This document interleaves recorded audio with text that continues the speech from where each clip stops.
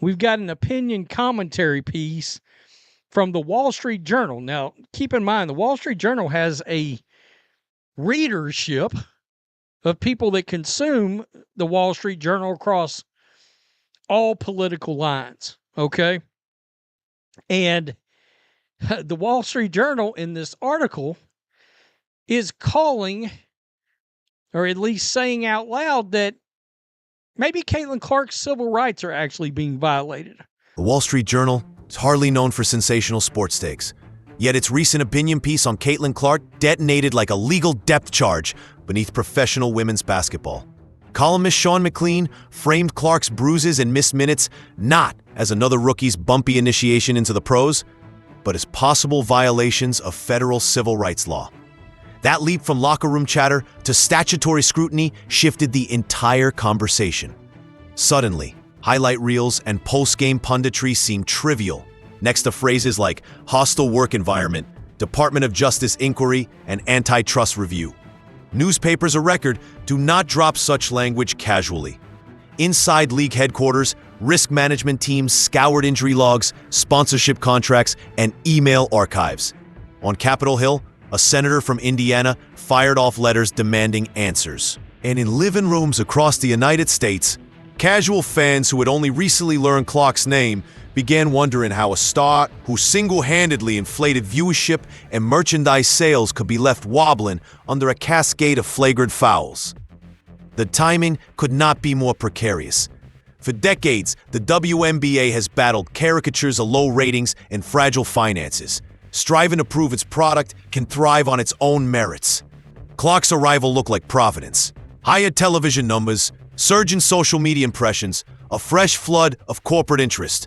But the same rookie who stepped back threes The Wall Street Journal in this article is calling, or at least saying out loud, that maybe Caitlin Clark's civil rights are actually being violated.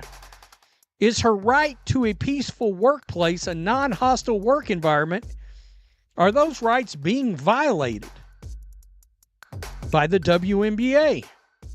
Captivated audiences has also become the league's legal Achilles heel.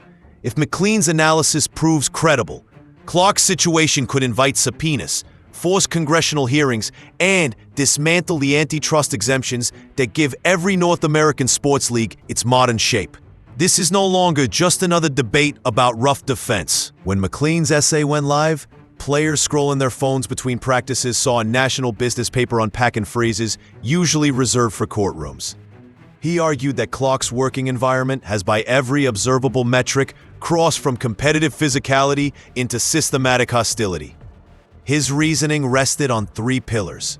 First, Clark absorbs a staggering share of the league's flagrant fouls, nearly 1 in 5, despite representing fewer than 1% of active rosters. Second, league administrators have shown little urgency in updating policies to curb that pattern. Third, the economic ramifications of her injuries, plunging ratings, lost ticket sales, and merchandise backlogs, prove both her extraordinary value and the tangible harm inflicted when she cannot play. By stringing those facts together, McLean painted a picture of institutional negligence that could satisfy federal definitions of disparate treatment without ever producing a smoking gun memo. The reaction inside team offices was immediate. Public relations staff drafted talking points, just in case microphones appeared outside arenas. Agents fielded calls. Now, it talks about the fact that Caitlin Clark has basically done for the WNBA what Michael Jordan did for the NBA, right? Instead of protecting its transformative star, the league's leadership ignores the relentless targeting of Miss Clark, treating its greatest asset from sponsors asking whether association with the league might become fraught. Even rival players, many of whom relished the chance to defend Clark on ball, bristled at the idea of being cast as villains in a civil rights saga. Yet away from press conferences, whispers admitted what broad daylight had been broadcasting all season. Clark's hit count read like a linebacker's stat sheet, not a point guard's. Clips traveled across social feeds, blindside screens at shoulder height, hip checks far from the ball, and hacks on jump shot landings that rarely earned more than a common foul. Each new slow-motion replay felt less like defensive intensity and more like institutional indifference. Numbers alone rarely carry emotional punch, yet Clark's metrics read like a thriller's rise in heart rate. Since her professional debut, live broadcasts featuring her Indiana Fever have averaged viewership 366% higher than comparable windows last season. Mobile app engagement multiplied sixfold in the same span, pushing league servers to capacity on nights she squares up from beyond the arc. Merchandise, once a modest revenue stream, exploded more than 600%, forcing urgent restocks of replica jerseys that outsold entire team inventories from previous years. Ordinary rookies move shirts and sneakers. I also blow up on the internet because I fought someone. So Just so sick. honestly, it is funny. It is funny because For good reason. yeah, well, Wasn't she? yeah. Let me just tell people the story real quick because I Dude, don't let's think I've go. gotten to really tell my point of view of things. Yeah. Is like you have seen players in our league try to like toughen up Caitlin or CC. For even when I wasn't on her team, like I know the talks that Phoenix had in the locker room of like, no, we're gonna prove her, we're gonna show her what the W really is. You know what I mean? And like I get it to a certain extent, and like every rookie comes to the league, that's how you're gonna treat them. But Right. there's just more for her. So it's her second year, and like now being on her team and like seeing it, I'm like, what are people doing? Like actually, it's just too much, and Yeah. like it's just. I'm over. And if I'm saying it's too much, then it's probably too much. Clark moves budgets and hiring plans. Still, league protection seemed an afterthought. While Clark iced swollen ankles, the All-Star game bled ratings. More than half its anticipated audience never tuned in. Economists tally that collapse to missed national advertising revenue, compromised sponsorship bonuses, and flat ticket demand cascading down the entire host city hospitality sector.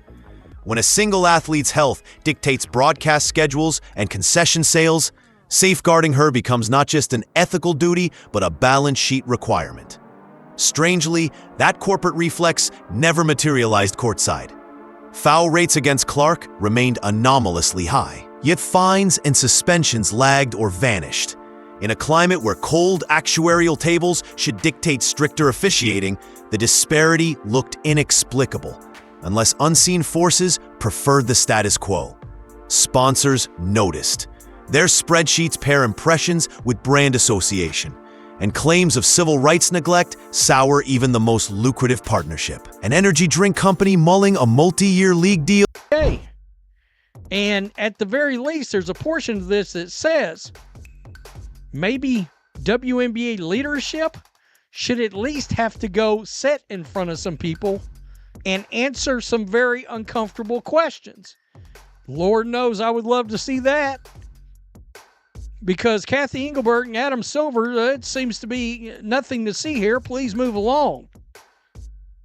Now, I've seen a lot of fans just come out and say, hey, they're assaulting her, it's battery, yada, yada, yada. Paused negotiations within 48 hours of the Journal article, according to an agent who spoke on background.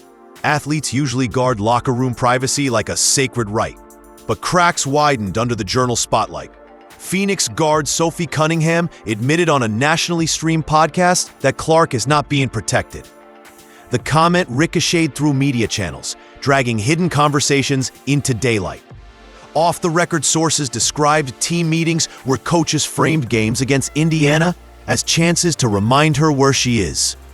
A euphemism veteran reporters recognized from past eras of roughhousing.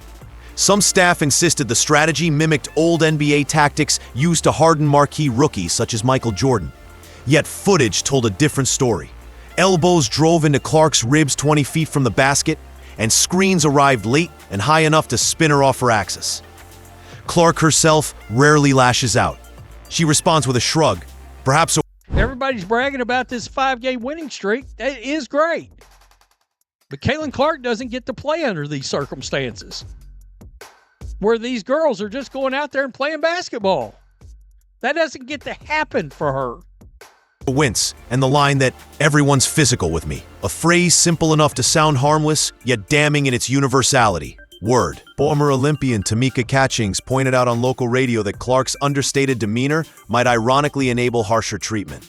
She rarely theatrically sells contact, so referees miss subtleties until slow-motion review reveals a shoulder delivered at chin level.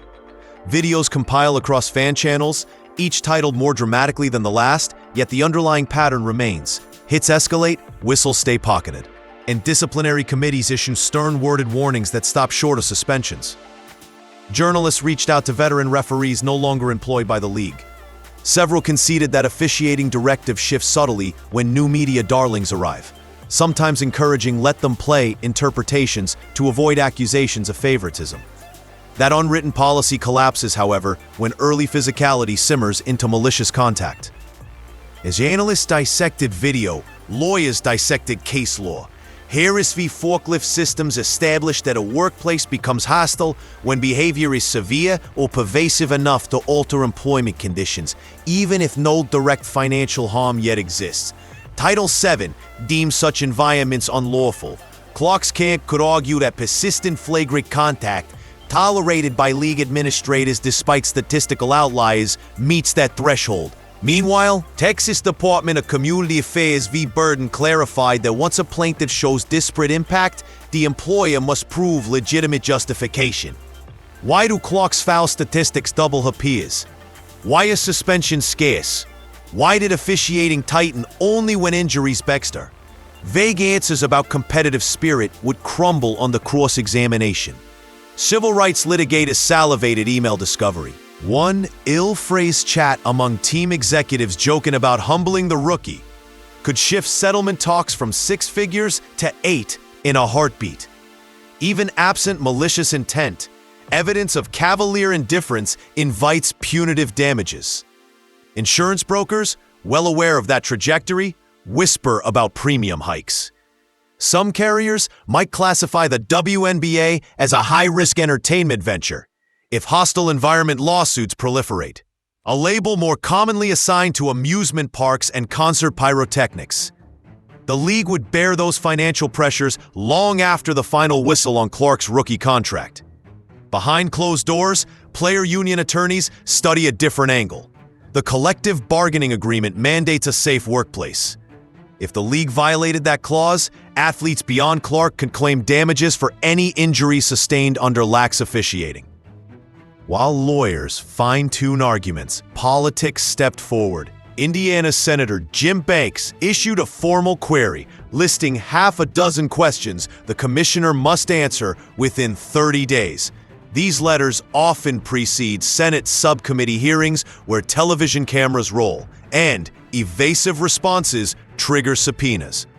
Fans may relish the spectacle of sports executives squirming under oath, but sponsor relations departments dread those optics. Congressional hearings turn complex internal policies into sound bites that linger in public memory. One misstep could define the league's image for a decade. Banks hinted that the Senate might reevaluate the statutory carve-outs shielding professional leagues from typical antitrust rules. That threat carries bite. If the WNBA lost its collective bargaining powers to negotiate media rights and block, networks would pit teams against one another, driving down rights fees. Smaller market franchises might fold, and surviving clubs could slash roster sizes. Players chasing guaranteed contracts would see salaries compressed, inspiring them to seek better paying opportunities overseas. Within a single legislative cycle, the league could shift from expansion talks to existential crisis. Across the aisle, some politicians seized on Clark's plight to advance broader conversations about gender equity. They argued that if the pioneering women's league cannot protect its own luminaries, how can employers across other industries claim to value inclusion? Hearings built on that narrative would draw national attention, uniting activists who seldom intersect with basketball fandom. A broadcaster's internal memo leaked, revealing executives feared that such scrutiny could scare long-sought corporate sponsors away.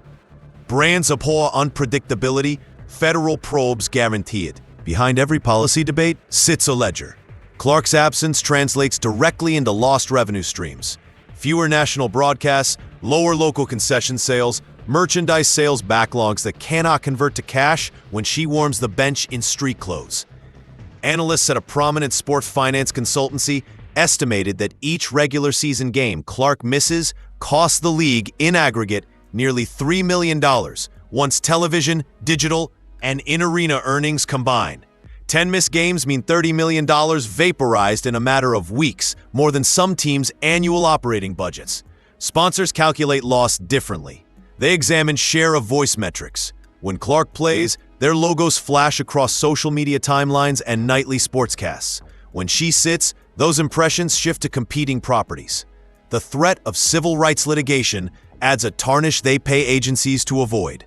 A multinational beverage company inserted an exit clause in its pending agreement, allowing immediate withdrawal if federal lawsuits target the league. Another athletic wear giant postponed a high-profile campaign built around Clark's signature shoe until assurances of her safety could be documented in writing. League accountants crunch different numbers. Insurance deductibles and future premiums loom large. Should courts determine that leadership neglected a known safety hazard, underwriters could impose sky-high rates or demand extensive compliance measures, private medical evaluations, independent officiating reviews, even mandated protective gear guidelines. Though each requirement costs money, the opportunity cost of losing coverage altogether dwarfs those line items. Without insurance, a single catastrophic injury settlement could bankrupt smaller franchises and destabilize larger ones. Caitlin Clark's next game may tip playoff odds, but her next hard foul could tip legal scales. Whether or not she ever files suit, the threat alone forces change. League officials convened an emergency meeting the week after the Journal article. Insiders say, mapping stricter flagrant foul penalties and exploring external officiating audits. Some proposals include retroactive suspensions for extreme contact, a move that would reshape playoff seeding overnight. Others focus on technology, using player tracking data to flag abnormal collision rates in real time, enabling refs to intervene earlier. Implementing such initiatives demands budgets and partner buy-in, yet the cost of inaction now dwarfs any operational overhaul. The Wall Street Journal forced everyone to stare at a brewing storm. Lawyers sniff potential precedent, politicians sense bipartisan airtime, and economists calculate lost millions. Somewhere in a silent locker room, Clark tapes her ankles, rolls her shoulders, and prepares for tip-off, carrying both the league's immediate fortune and its potential downfall in her drive to the basket. The next collision might be just another play, or the moment lawmakers press record. Either way, the whistle is coming, and when it blows, women's basketball will never sound the same.